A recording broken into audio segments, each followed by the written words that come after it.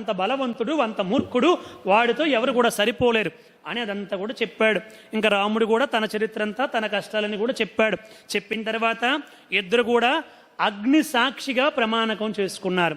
సరే, నేను నా సైన్యం మొత్తాన్ని కూడా, రాముడు ఆ రుమణ తీసుకుని వెళ్ళిపోయాడు, బలవంతంగా అనుభవించాడు, రాజ్యాన్ని విధముగా చేశారని తెలియగానే, సుగ్రీవ నీకు ఇదే నేను మాట ఇస్తున్నాను, అలాంటి దురాత్ముడు పాపము చేసినటువంటి వాడిని వదిలిపెట్టను, ఆ వాళ్ళని ఖచ్చితంగా సంహరిస్తాను, నీకు మరల యథావిధిగా కిష్కింధ రాజ్యానికి పట్టాభిషేకం చేస్తానని చెప్పి శ్రీరాముడు మాట ఇచ్చాడు.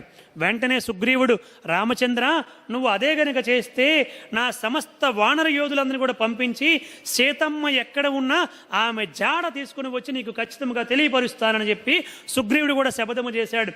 ఇద్దరు కూడా అగ్ని సాక్షిగా, అంటే ఆనాడు అగ్నిని వేల్చి స్నేహం అంటే అగ్నిసాక్షిగా ఉండేదన్నమాట. అగ్నిసాక్షిగా ఇద్దరు కూడా స్నేహాన్ని ఆ రోజు సమకూర్చుకున్నారన్నమాట. ఆనాటి నుంచి ఇద్దరు కూడా చాలా స్నేహముగా గడుపుతూ వచ్చారన్నమాట. అలా కాలం గడిచింది. రాముడు కొద్ది రోజులు అయిన తర్వాత వాలితో యుద్ధానికి వెళ్ళమని, వాలిని కవ్వించమని చెప్పాడు. సుగ్రీవుడు చెప్పాడు, భయంగానే చెప్పాడు, రామచంద్ర వాడు సామాన్యుడు కాదు, నీ మీద నాకు విశ్వాసం ఉంది, నువ్వు వెళ్ళమంటున్నావు, నేను వెళ్తాను, కానీ వాడు మాత్రం మామూలు వాడు కాదు, వెళ్ళే ముందు ఒక్కసారి నీ బలాన్ని పరీక్షిస్తాను.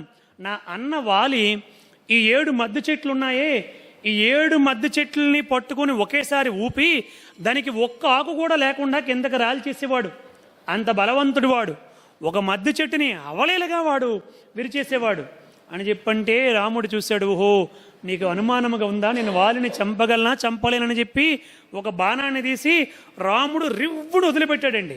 ఆ బాణం వెళ్ళి వరుసగా 7 మద్దు చెట్లను కూడా కూల్చేసి ఒక పెద్ద పర్వతములో నుంచి అవతలకి వెళ్ళి పాతాళానికి వెళ్ళి మరలా రివ్వునొచ్చి రాముడి యొక్క అమ్ముల పొదిలోనికి మరలా చొచ్చుకొని పోయిందంటండి. అది రాముడు అంటే. చూడండి, ఒకసారి ఈయనకి కళ్ళు బయర్లు కమ్మేసే ఏమి జరిగింది ఇప్పుడు అని చెప్పి ఆశ్చర్యపోయాడు. సుగ్రీవుడు ఏమి బలమో అనుకున్నాడు. నువ్వు ఖచ్చితంగా సంహరించగలుగుతావు అనుకున్నాడు. ఇంకా చూపించడానికి ఆ కబంధుడి యొక్క దేహం అక్కడ ఉంది కదా, దుందిబి యొక్క దేహం ఉంది కదా, ఆ దుందిబి దేహాన్ని, ఆ కళేబరం ఉంది కదా, ఆ కళేబరాన్ని రాముడు తన కుడి చేతి బొటకన వేలుతో ఇలా అన్నాడంట.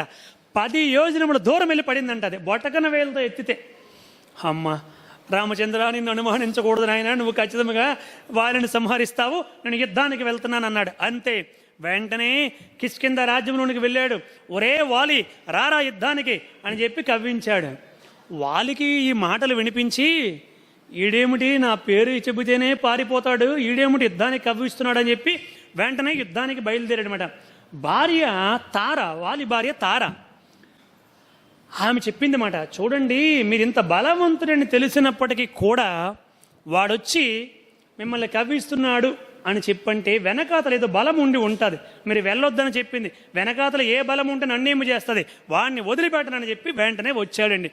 వచ్చి విపరీతమైనటువంటి యుద్ధము చేశారు. రాముడు వాళ్ళిద్దరూ ఒకేలాగా ఉండడం వల్ల రామచంద్రమూర్తి సంహరించలే. ఇంకా వాలి పిడిగుద్దులు గుద్ది వీడి రక్తం అంతా కూడా కక్కుకొని ఇంకా వీడు ఏమి చెయ్యాలో తెలియక పరిగెత్తుకుంటూ వెళ్ళి ఆ ఋష్యముఖ పర్వతం ఎక్కిపోయాడు. ఆ ఋష్యముఖ పర్వతం ఎక్కినంత వరకు కూడా వెంట పెట్టాడు వాలి. అమ్మ నాయన చచ్చామరా బాబు అని చెప్పి సుగ్రీవుడు అక్కడికి వెళ్ళి ఊపిరి పీల్చుకున్నాడు.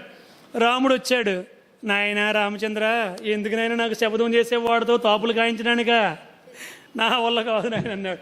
లేదు మీ ఇద్దరు ఒకే విధముగా ఉండడం వల్ల నేను పోల్చుకోలేకపోయాను, కాబట్టి మరలా రేపు వెళ్ళి యుద్ధానికి నేను ఖచ్చితంగా సంహరిస్తానంటే నేను వెళ్ళను నాయన అని చెప్పాడు. Thanks for watching. Please comment, like, share and subscribe our channel.